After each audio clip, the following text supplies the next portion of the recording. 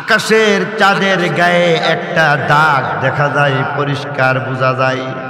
সাহাবী বলেন, আল্লাহর কসম খায়া বলতে পারি আমার নবীর চেহারা চাঁদের চাইতেও হাজার হাজার গুণ বেশি সুন্দর। আমার নবীর চেহারার মধ্যে কোনো ধরনের খুঁত নাই। আমার নবীকে আমার আল্লাহ কত সুন্দর করে বানাইছেন। বলেন যে সৌন্দর্যকে অনেকগুলি ভাগে বিভক্ত করা হয়েছে। আসমান জমিন দুনিয়া আখিরাতের মধ্যে যত প্রকারের সৌন্দর্য হইতে পারে আল্লাহ বলেন এগুলি কি অনেক ভাগে ভাগ করলাম। এক প্রকারের সৌন্দর্যের নাম লতাফাত, এক প্রকারের সৌন্দর্যের নাম মালাহাত, এক প্রকারের সৌন্দর্যের নাম জিয়া, এক প্রকারের সৌন্দর্যের নাম নূর, এক প্রকারের সৌন্দর্যের নাম রিক্কাত, এক প্রকারের সৌন্দর্যের নাম দিক্কাত। এমন ভাবে সৌন্দর্যগুলিকে ভাগে ভাগে ভাগ করার পরে আমার আল্লাহ বলেন সকল সৌন্দর্য একসাথে একযুগে আমার মাহবুব নবীকে দিছি, যার কারণে আমার মাহবুব নবী এত সুন্দর। নবীজির মতো সুন্দর দুনিয়া এবং আখিরাতের মধ্যে থাকবে, দূরে থাক। এমনকি আমার মাহবুব নবীর মতো সৌন্দর্য আল্লাহর ভান্ডারের মধ্যে দ্বিতীয়টার নাই। আল্লাহর ভান্ডারে না থাকলে আর আছে। এই কারণে সাহাবী কবিতা বানাইছেন আর নবীর শানে পড়ছেন, খুলিকতা মুবাররাআম মিন কুল্লি আইবি কাআন্নাকা ক্বাদ খুলিকতা কামা তাশাউ ওয়া আহসানা মিনকা লাম তারা কাত্তু আইনি ওয়া আজমালা মিনকা লাম তালিদিন নিসাউ। সাহাবী বলেন ওয়া আহসানা মিনকা লাম তালিদিন নিসাউ খুলিকতা মুবাররাআম মিন কুল্লি আইবি। চাঁদের গায়ে কলঙ্ক থাকতে পারে, আপনার মধ্যে কলঙ্ক থাকতে পারে না, আপনি কলঙ্ক মুক্ত। কাআন্নাকা ক্বাদ খুলিকতা কামা তাশাউ, যেইভাবে আপনি চাইছেন কেমন যেন আপনার মতো করে আপনাকে বানাইছি। আল্লাহর মতো করে আল্লাহর ইচ্ছা মতো আপনাকে সাজাইছি। আর বলেন যে কত সুন্দর, কত দামি। ওয়া আহসানা মিনকা লাম তারা কাত্তু আইনি। পৃথিবীতে যত চোখ আমার আল্লাহ মখলুককে দান করেছেন, কোন চোখ অর্থাৎ কোন মখলুক মাহবুব নবীর মতো সুন্দর আর কাউকে দেখে নাই। ওয়া আজমালা মিনকা লাম তালিদিন নিসাউ, মাহবুব নবীর চাইতে সুন্দর পৃথিবীতে এমন কোন মা তার সন্তানকে জন্ম দিতে পারে না। আল্লাহ রাব্বুল আলামিন চারবার কসম খায় একটা কথা বলছেন। আল্লাহ বলেন ওয়াত্তিন ওয়াজ্জাইতুন, তিনের শপথ নিলাম, জাইতুনের শপথ নিলাম। ওয়াতুরি সিনিন, সিনাই উপত্যকায় অবস্থিত তুর পর্বতের শপথ নিলাম। ওয়াহাদাল বালাদিল আমিন, বালাদে আমিন তথা মক্কা নগরীর শপথ নিলাম। চারবার কসম খাইয়া আমার আল্লাহ একটা কথা বলছেন, অথচ কসম খাওয়ার দরকার নাই। আল্লাহর কথা সত্য, তার মধ্যে কোনো সন্দেহ নাই। কুরআনের কথা সত্য, তার মধ্যে কোনো সন্দেহ নাই। অক্ষরে অক্ষরে সত্য, জের জবর পেশ নক্তায় নক্তায় সত্য, কোনো সন্দেহ নাই। এরপরও আমার আল্লাহ বলেন চারবার কসম খায়া গুরুত্বপূর্ণ একটা কথা বললাম, লাকাদ খালাকনাল ইনসানা ফি আহসানি তাকওয়িম। মাহবুব নবী আপনাকে আমি সবচেয়ে সুন্দর বানায় দিছি। আমাদের নবী বড় সুন্দর ছিলেন, ইউসুফ নবীর চাইতেও বেশি সুন্দর ছিলেন। সৌন্দর্য আবার দুই প্রকার। এক প্রকারের সৌন্দর্য হইতেছে গুণের কারণে সুন্দর, এক প্রকারের সৌন্দর্য হইতেছে বাহ্যিক সুন্দর।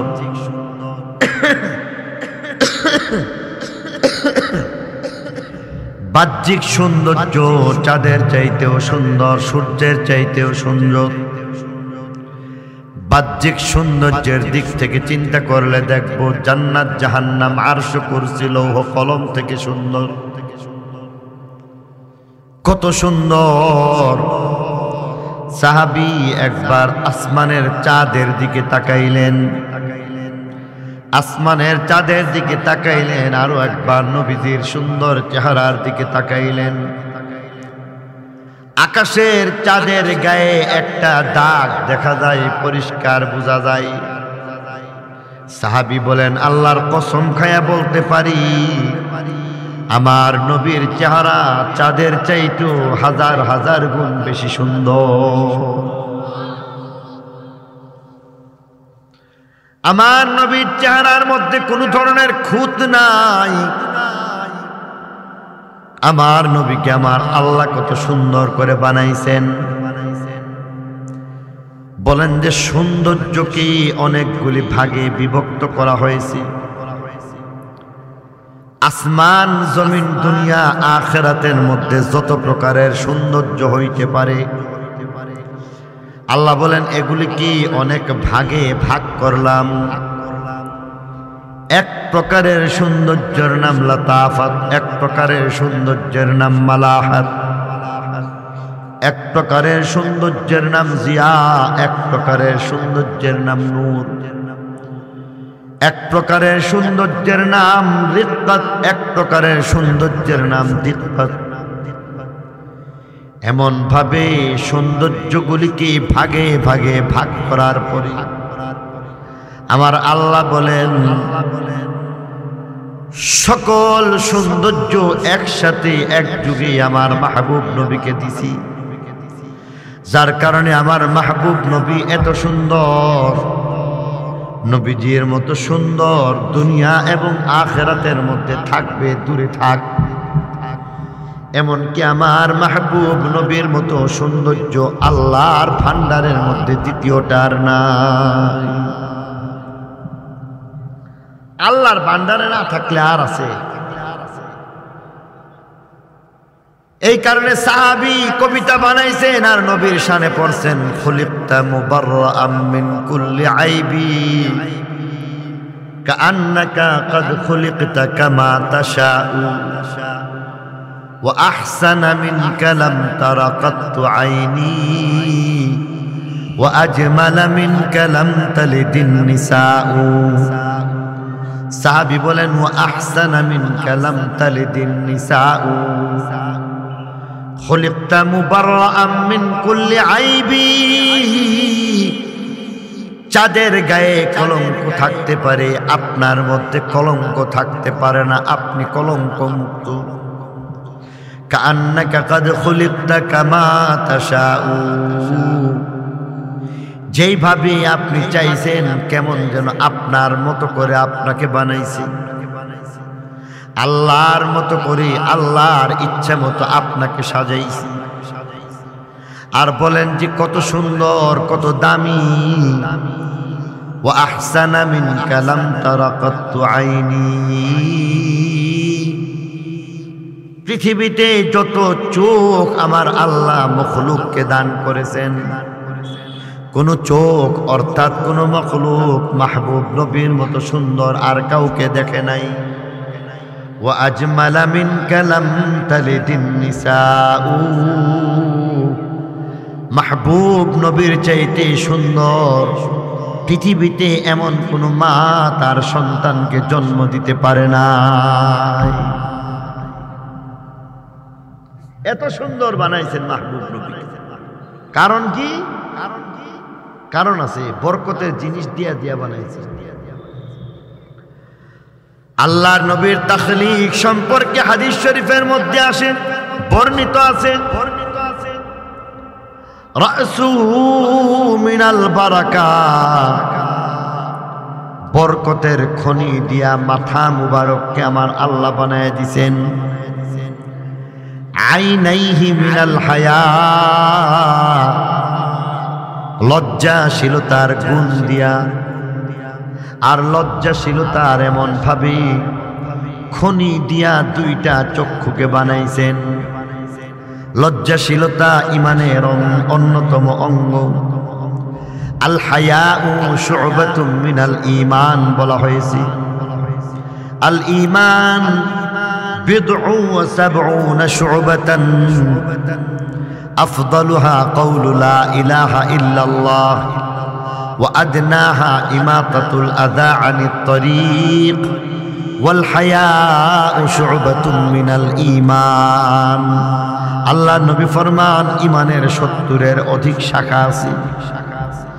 উচ্চ পর্যায়ের ইমানের নাম কালিমা শরীফ লা ইলাহা ইল্লাল্লাহ মুহাম্মাদুর রাসূলুল্লাহ। নিম্ন পর্যায়ের ইমানের অবস্থা হইতেছে ইমাতাতুল আযা আনিত তরিক। ইমানের ন্যূনতম শাখার নাম হইতেছে রাস্তা থেকে কষ্টদায়ক বস্তু সরানো।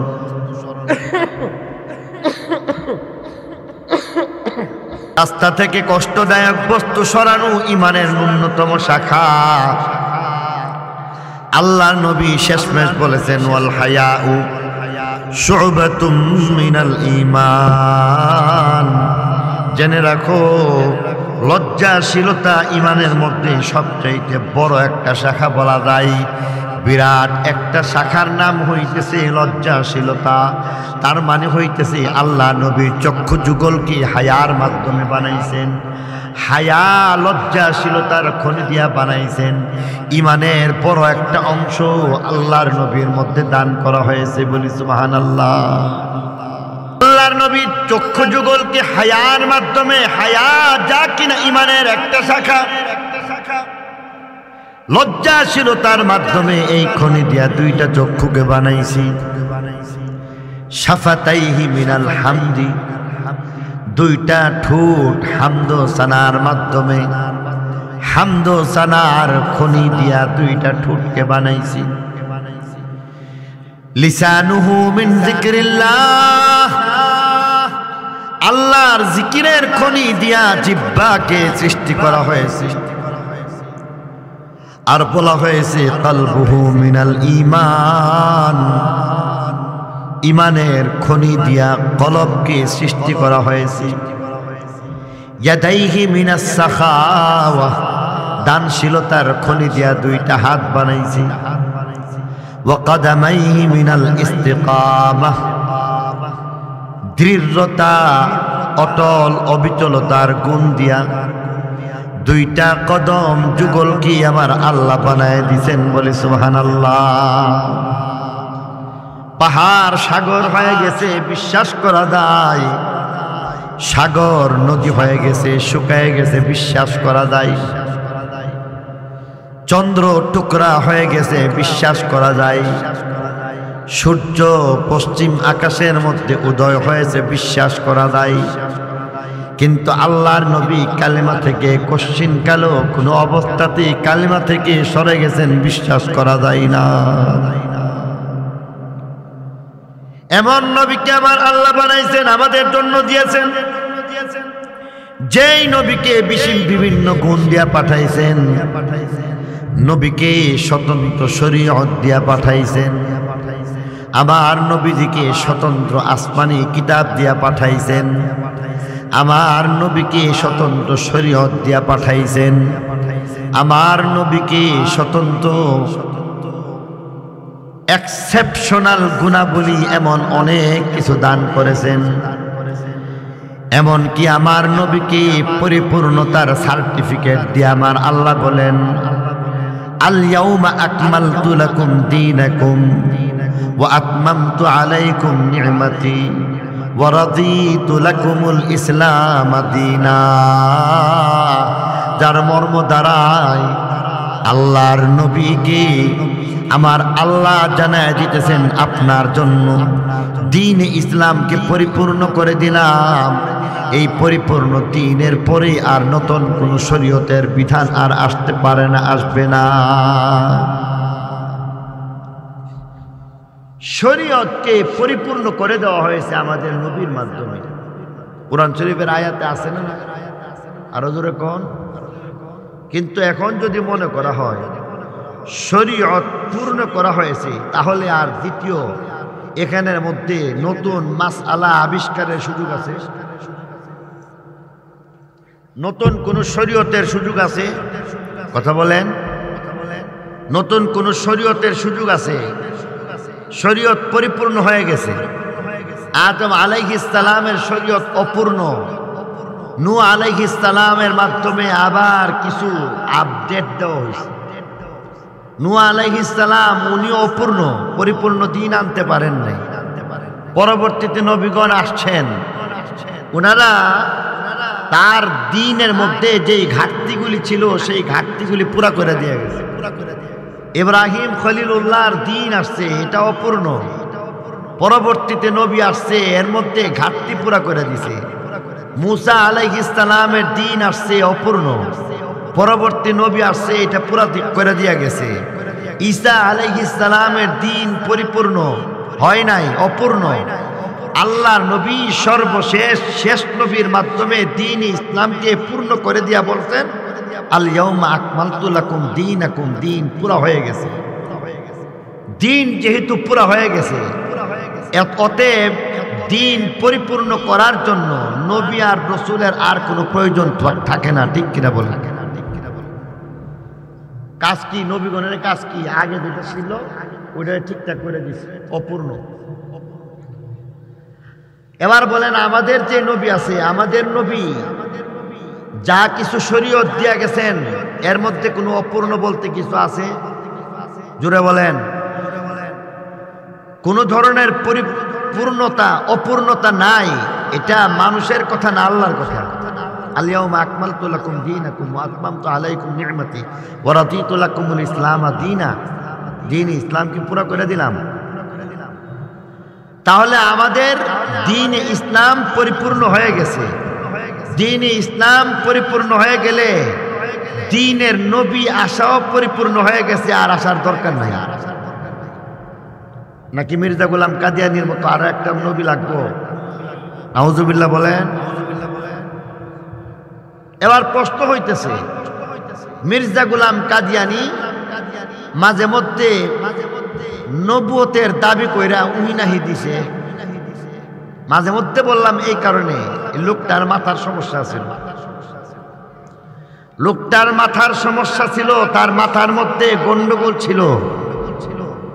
মানুষ যেমন ভাবে মাতাল হয়ে যায়, ইংরেজের পা চাটা গোলাম মির্জা গোলাম কাদিয়ানি ইংরেজের টাকা পয়সা খাইয়া, হারাম খাইয়া তার মাথা আওলায় গেছে।